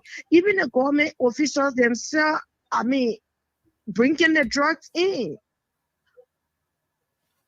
That was my hand inside. I'm saying it. I'm telling you for fact. Okay. Yeah, I'm telling you for fact. They're into it. So they are not stopping it. They're making money out of it. And they got these people there standing all on the street. They're zombie and you passing and you not even say. I was in Monrovia. 4 o'clock, I'm running to go home from Marshall area because I don't even want that. 10 hours in the traffic. It's so dark, you're scared. All right, my guy. Thank you so much for calling, man. We got to get back on You're on the welcome. conversation. Thank you. Thank you for calling. Yeah, You know, Mr. man, Sheldon, this one of the is things serious. This is serious stuff. it is, and one of the things I wanted to talk about is the required investment for that kind of project. It is not a lip service. It Oh, requires massive investment. It requires programs, various kinds of programs that will require people with the political will. But this is the opposite side of it. Our current political structure is more about re-election. Correct. Every major political actor is about re-election. So they do handout projects. How you go and just give little handouts to the community, do massive program. People drink, they consume alcohol. There's loud music playing, and you become the famous person. So that actual fundamental requirement that is called precondition to invest within programs that will cover periods beyond the span of a political tenure is not in the sight of most of our politicians. And these are the most powerful people. These are the most influential people. They have the grips on the budgets and the finances in the society. So if they are thinking just below that feet, they go to those places. I mean, it's common now. It has become so troubling that instead of ideas from the schools going to transform the society, there are negative ideas from the very society risk going to the prone schools. society going to the schools. You find, I mean, like a common time, people will say, one shot for the visitor. Then the kids will say, we are. It comes directly. It's an offspring of the youth at risk because they celebrate the generals, they celebrate the leaders with that kind of faction when a major battle has been won. One bomb blood, we are one this XYZ. So now kids within the primary schools, the elementary schools are now copying from those people. So there is a pattern of that living from the streets to the When I school. go to run my campaign on GSA, anybody says Zigwe, I would. I You're would not in my say, party. I would say, Jose, no, you're not in my party. And Volcano, so one of the things, when you have these discussions on the the issues in our society, so often you will hear people would say, well, it's a collective effort. So people will hear individuals, but what I always counter with is, look, the government was elected to solve national problems. Everything else, whether it's donor funding, private citizen, those are all ancillary. They can help the process. But the primary function of the government that was elected is to solve national problems. That's why the country took that pot of money, the budget, and placed it in the hands of the government to say, feed us. We want to be fed. Feed us. So that's the primary thing that we need to focus on as an institution. So I'm hoping that some of the folks in government, you look at this budget's already been passed. So this year is a lost cause now in terms of them trying to make changes. But for subsequent years, we need to pull money out. Just last year, I think it was pulling tooth to get $30,000 in the budget for mental health. I think it was Senator Dillon who Who proposed talked that. about it? Yeah, and ran with it, and he had to give his liver and his spleen $30,000 for mental health. But we doubled the funding for the office of the president from 2.4 million to 5.9 million, more than double, right? Whatever that number is, 5.9 million. Caller, please hold. I'll come to It's you. a problem. All right. Yeah. So, And that one caller, last statistic, sorry, Bukana. So I looked at. you come with the statistics. Let me just Okay, take yeah. the caller, then you just come in. Okay, Go ahead, yeah. caller. Yeah, how you doing, gentlemen? Good. Wonderful topic. Good topic. Let me say this to you, okay? Go ahead. Excuse me, I get coronavirus. Listen, you got so much professional guys. When you talk about technocrats, those are people who sitting out in Liberia. They're just sitting out and just there to do the work. They know how to do the work. They know the importance of what you're talking about. Now, you got men at Dadakase in Liberia. This man owns almost 19 clinics here. He's a clinical psychologist. You got folks in Liberia that this government can actually put politics aside, bring everybody together. how can we do? Because it's not about CDC right now. The thing you're talking about, it affects everybody. Correct. I got a friend who went one of the burn, they cut her whole neck off. She got killed. This is very, very serious. You got folks are just sitting there. Who told you so people are not waiting to help? But do you think this government waiting to reach out to people to come out to people to already ask and say, gentlemen, we need your help. What can you guys do? They're not willing to do it. The people not willing to do it. The people just sitting there and just everybody feel that the next person want to take the job for them, and which is not true. Which is not true. Thank you, man. You know? Sorry, you call us at the wrong time. The baby in the back is yelling at you. Yeah. So we'll catch up another time. Yeah, Philip, you wanted to make your last. This is America. We're all babysitters, man, woman, everything. We do everything. So, but no, I was about to share the statistics on literacy rate. Why it's so important to elevate that literacy rate, right? So we spoke about Liberia earlier. The literacy rate now is 48.3%. This is 2017 data, just for statistics. So it might be off a little bit. Ghana, literacy rate in Ghana, the 2018 rate is 79%. It was 79%. Cote d'Ivoire, Ivory Coast, right next to 89%, right?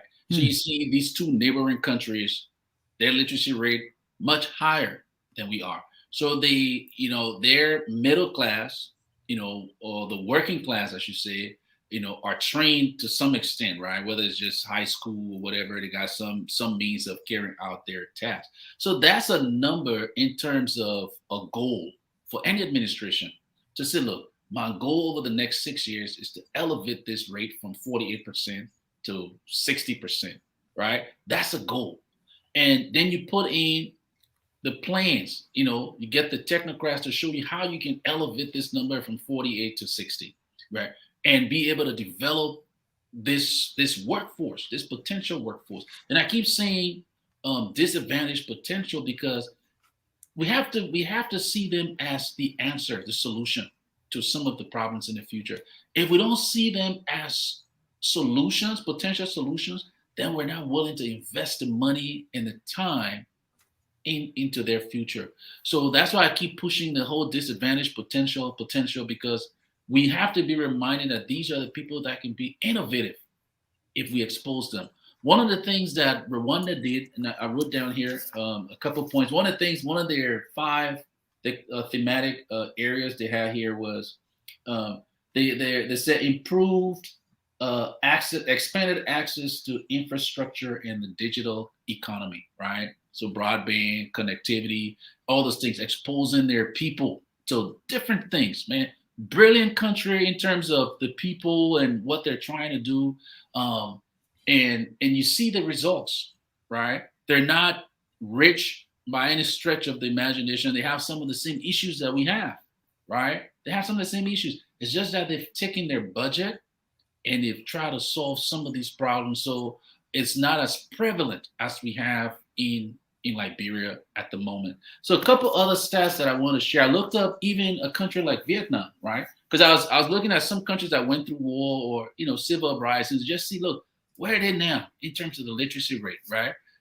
Vietnam, for example, 95.4% literacy rate. 95.4. And 30 years ago, they were in our category as one of the poor countries in the world, right?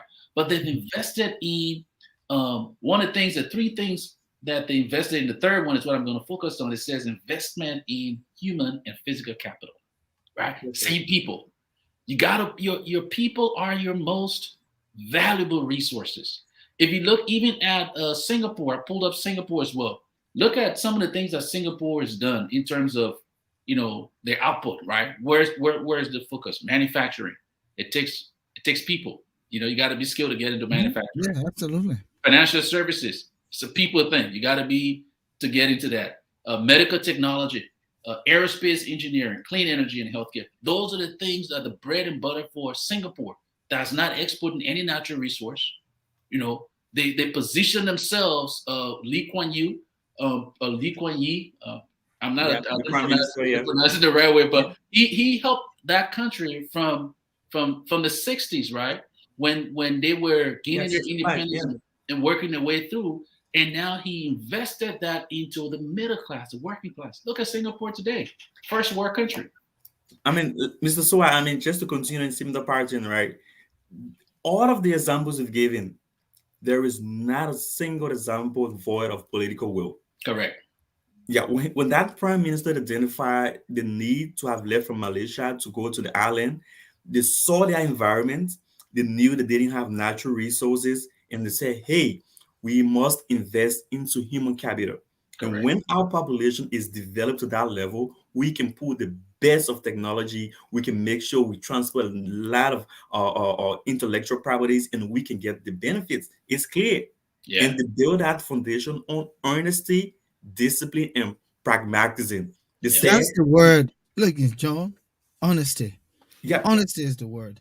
And yeah, unfortunately, how many people are honest about really changing Liberia? no, I don't understand. no. Soon as these people get in power, they forget all of the promises they make.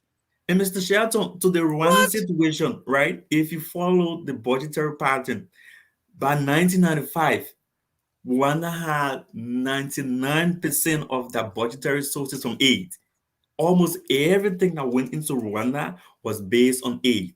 And what they did do, they used the aid to set the foundation and they invested more in Yeah, human human capital. capital. People, yeah. And they started to identify the priorities. Today, there are about 70 million annually that goes to tourism. People leave from places to go and see chimpanzees within the forest of, Kigali. All right, they put 70 million, significant amount to go and see gorilla. Why? Because people were trained. They identify an immediate ecotourism. You don't have to spend a lot of money. You have to Correct. take care of the chips and make sure you spend little and get much. But We have do you know that we have a Japanese Island biomedical research around Marshall on the other side or at the Yeah. Bassa Point? we Yeah. did a Where we project use it for with the research? archives that shows that the yellow fever vaccines you use across the world Yeah. to do for Came from international there. travel. It is Yeah. that site that was used as demonstration. All Yeah. right. So you need that knowledgeable population that is alert and knowing the opportunities around them. We have Sonically, it's the birthplace of the Organization of African Unity. Who doesn't want to go and see that place? How much have we talked about it? Have we even kept the building, the Seguture and sat in to establish it? You man said the war to destroy the whole Talking about building. the road that leads to Sonically. We ain't got nothing, man. Listen, I don't know what's going on with us, man. You know, So you it's know the the thing, leadership, it's the Volcano. political will. The beauty of it is, despite where we are today as a country, Liberia still has the potential to be great in a shorter amount of time than a lot of these It other countries. depends on the political will. It depends on honesty, the lack Correct. of greed, Correct. corruption. Those are the things. But you Correct. know, we've gone all around it. Let's come with some recommendations here, and then we can go. I'll talk about these bullets quick, and then you guys can we can discuss them. So we talk about government prioritizing youth development, the youth population by investing in programs and services. And to do that, you talked about shaving some of these exorbitant salaries and budgetary allotment to public sector institutions in the country. And the president has to take the lead and he has to be serious about it. And the two branch houses, the Senate and the legislature should really see it, as a means, because they themselves are sitting on a time bomb if we don't all come together to address this. But we also talk about training, providing training for these young people because some of them don't want to go to school. It is a waste to sit in the classroom for a full academic certificate or degree or whatever, but they want to get some skills. But then we need to invest in drug and alcohol programs compared to $30,000 in the entire budget. Somebody got to fight for. We need to do more than that. Then we want to punish the people who are bringing drugs in. Give them some very, very serious punishment. Like in Thailand, they catch you with drug, they're almost 25, 30 to 40 years, sometimes death. In some of these countries, we need to put some very serious laws, but we also need to make sure that the lawyers are not crooks, the judge are not crooks. After those people get back in the lawyer hand, they get a man pass, and he go back to where he came from, and the kids died. Then again, we talk about the budgetary allotment and all of that, but these are some of the things that we're looking at as part of the recommendations to government. What do you think, gentlemen? You want to go, Mrs. Suah? Yeah, okay, I'll go. So I think you hit that nail on the head in terms of the drug problem, right? I think, to me, that has to be part of the discussion. Yeah, we want to train people, but we also want to stop the influx of drugs into the country. And if you look at some of the other countries around the world that have struggled with drugs, Mexico, which is not far from, where we are here in the States, right? They also struggle with the influx of drugs. But if you look at the places where you have drug infestation in Mexico, it's not where you have tourism, right? The government has created enclaves across the country that you can go and you wouldn't experience the drug culture. So in Liberia, for example, and the reason why I bring Mexico up is what you mentioned about, security. In order to stop drugs from being prevalent in the country, you need the security agencies to do their jobs. In Mexico, for example, the folks who are actually carrying the drug trafficking out are sometimes the army and the police. They're the ones escorting the drugs for the drug dealers. And that's why it's prevalent, right? So if you have the right security, which they do in those protected enclaves, because that's where they're making money from tourism, you don't have drug issue there because the army and the police are doing what they're supposed to do. So it's not a problem. So for Liberia, if we're continuing to see this problem, that means it's a failure on the part of the security apparatus to do the job, whether they're part of it, part of that drug culture, or they're just not doing the job. That burden has to be put on whoever is in charge of that security. Yeah, I mean, and I also thought it was important. I marked this on the relevant stakeholders in way forward. So I'm very convinced that every effort should precede. I mean, the research should precede every effort to know as to how we have a way forward.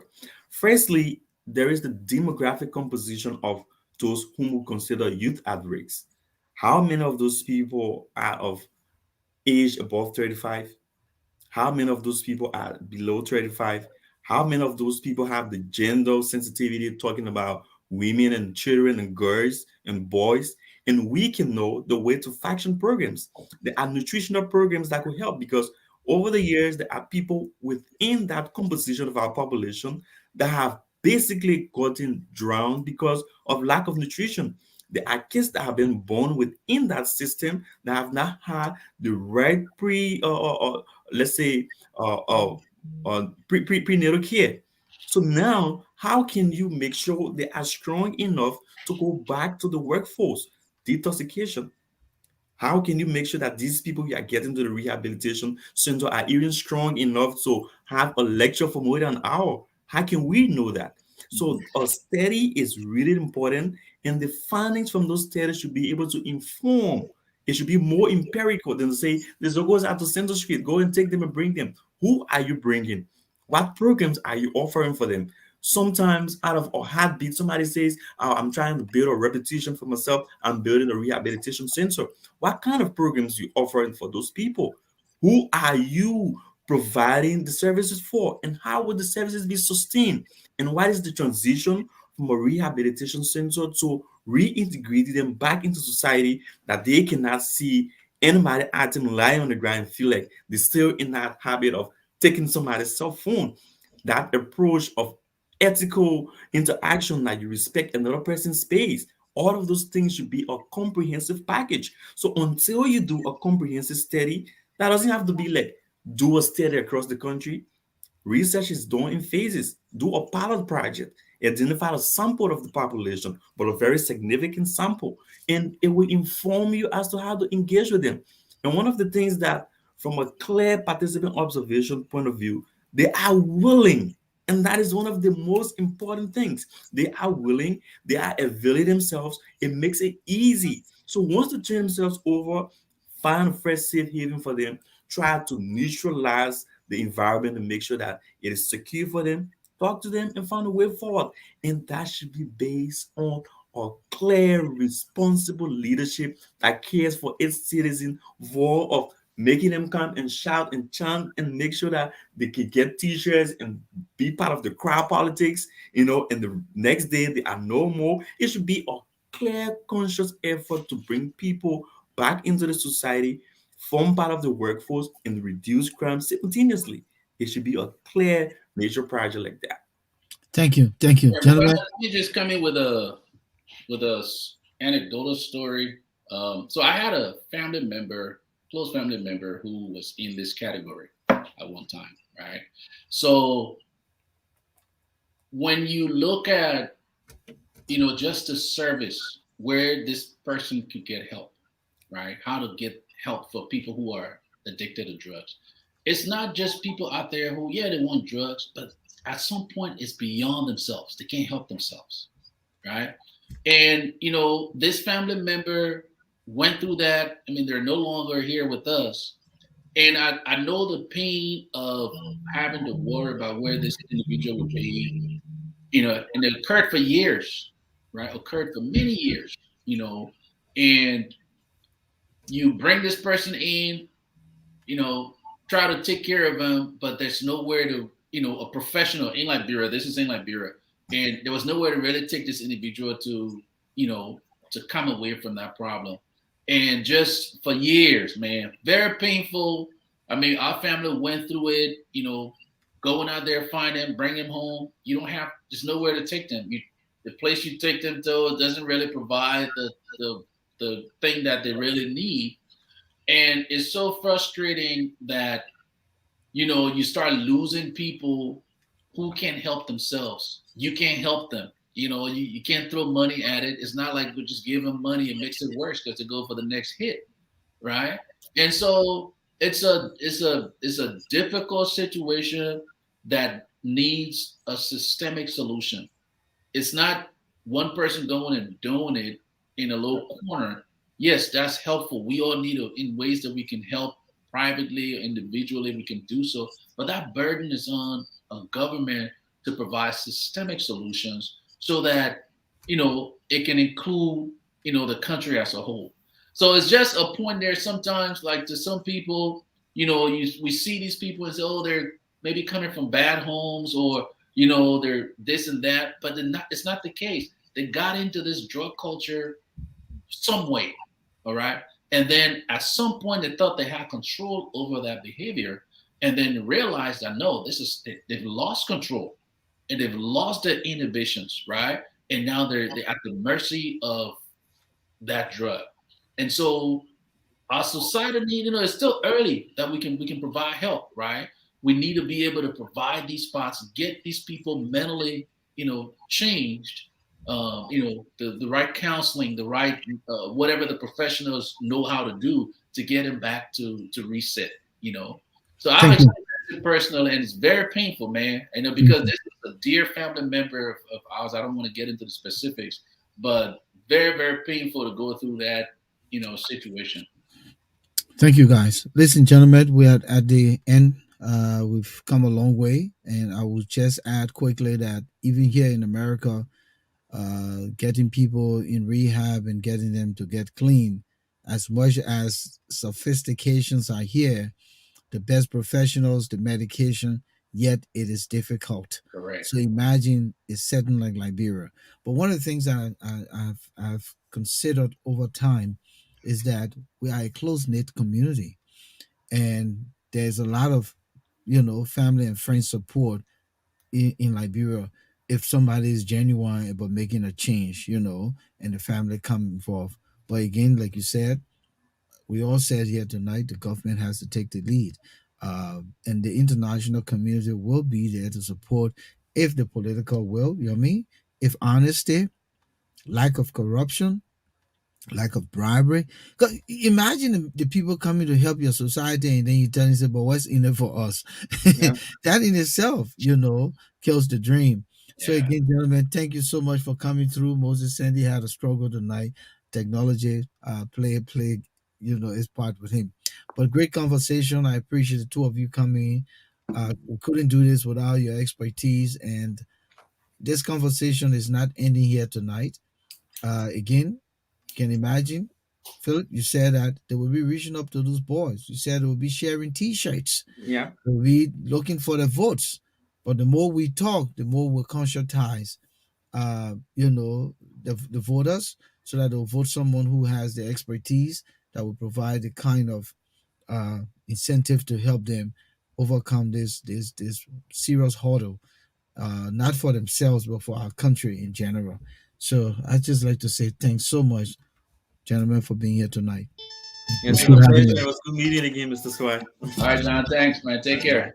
Yeah, thank you. Thank you, guys. Yes, Thank yeah. you.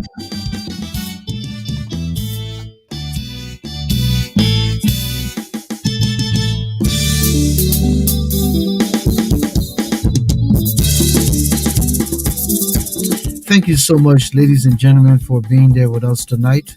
We had a very wonderful conversation, I would say. We discussed, the situation with the at-risk youth in Liberia, who are considered to be Zogos.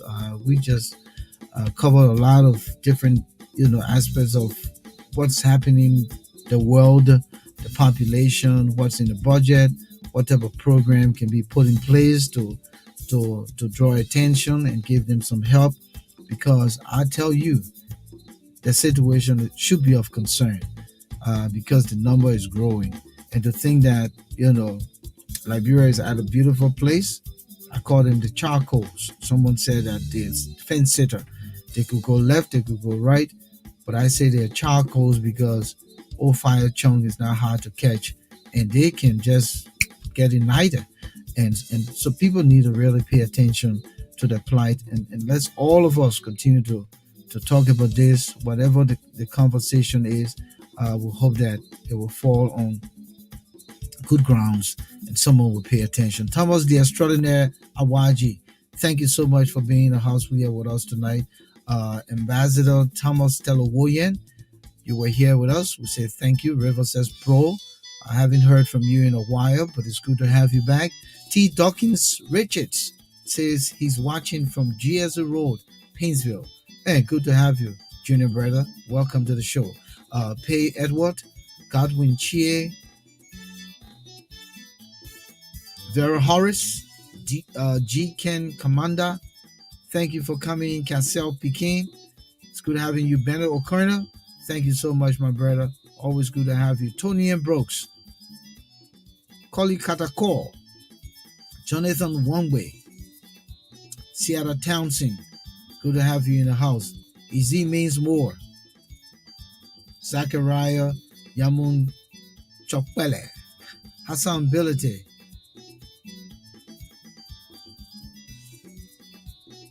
So Eugene Banks, well, I hope you rethink, since you follow the conversation rather than call us stupid people and here in the diaspora.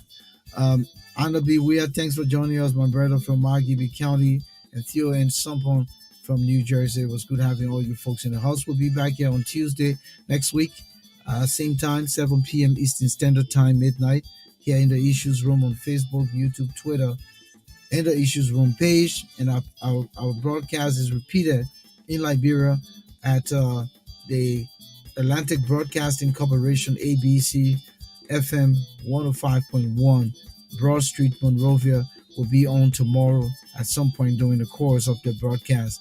My name is Volcano Shelton on behalf of Moses Sandy, who had a difficult time tonight. We say thank you all for being there with us. We look forward to another broadcast next week. Have a good weekend. Take care. Bye.